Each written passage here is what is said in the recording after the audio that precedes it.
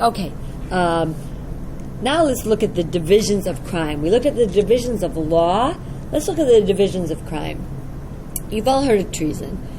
That falls as a crime, obviously. It's a disloyalty to the government. We talked about it way at the beginning of the year. We're not going to spend much time on it. That's usually a federal issue. But beyond a division of treason, we have felonies and misdemeanors. So how do we define? We've spoken about them on and off throughout the year. How would we define a felony over a misdemeanor? A felony is a serious crime. Punishment results, as I've said, in death. Michigan Constitution, though, specifically prohibits the death penalty. So before we can have the death penalty, we'd have to make a change in our Constitution. And or it includes incarceration in a state prison for more than a year, as I stated just briefly ago. Okay, so those are your felonies. Now your misdemeanors, they're less serious. There's still a crime, and you still face incarceration.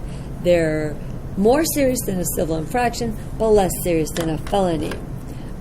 We've heard that DWLS, NOP, etc., OWI, those are 93-day misdemeanors. But the minimum for a simple misdemeanor, like an assault, could get you 90 days in the county jail. So again, misdemeanors go in a county jail, felonies will go in a felons or suspects of a felony will end up, if they get found guilty, in the prison run by, we know, the state, the Michigan Department of Corrections. Okay, so the misdemeanor can end you up in the county jail for a minimum of 90 days, with most of them being 93 days right now. There are circuit court high misdemeanors, which can land you up to 2 years.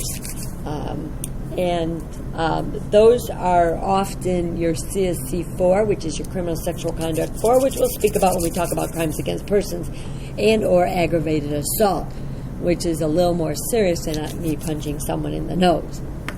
So we will go through those crimes when we speak specifically about crimes against persons. So we have our treason, our felony, and our misdemeanors. Those are divisions of our crimes. Crimes cover activities we do not like. We expect the law to punish the bad acts of others. Webster, again, says it's synonymous with bad, evil, or sinful. So let's take a look at how we categorize our crimes and why we determine one thing to be criminal and other things not. There are some that society just deems illegal. These are mala-prohibited crimes.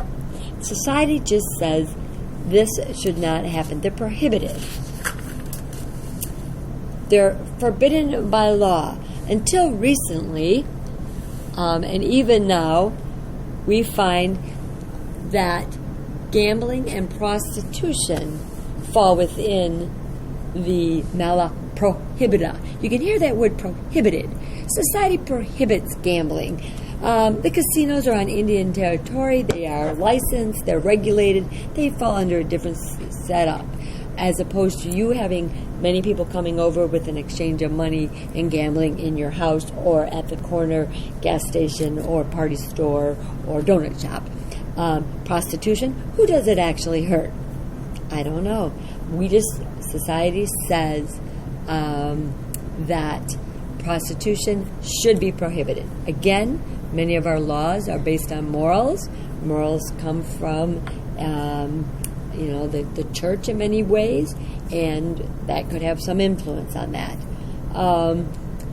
There are also another type of crime called mala in se, and mala in se are just wrong. Ask me about mala in se crimes, or look it up and see what you find on the internet. But I will speak to you about mala in se. They're just deemed wrong. Strict liability crimes, strict liability laws are a little exception to most of the laws where you need an intent, the actus reus and the mens rea. In strict liability laws, There's no mens rea needed. Selling liquor to minors falls within this one. You come into my store, I don't say to myself when I'm going to work, I want to sell liquor to an underage person today. I don't even want to say to myself, boy, I don't care if I make a mistake. The fact is I get busy. For some reason, I forget to check your ID. You get away with alcohol. You leave. It was an accident. I had no intention on selling it. I just got overworked. I didn't understand. I was new. I don't care what the problem is. The fact that I did it is a strict liability law. No intent needed. I have just committed a crime and will face the sanctions that are directly connected to that crime. So no mens rea needed for strict liability crimes. I might keep that in mind. Is ignorance of the law a defense? No. And what would happen if we didn't have laws? Maybe we should go a day without laws. Perhaps. What if there were no rules? Would you be here in school? Would you drive on the right side of the road? Would you stop for stop signs? Ultimately, without laws, there would be confusion, disorder, and perhaps the destruction of society. So, when we next meet, we'll talk about our criminal laws and where they in fact come from.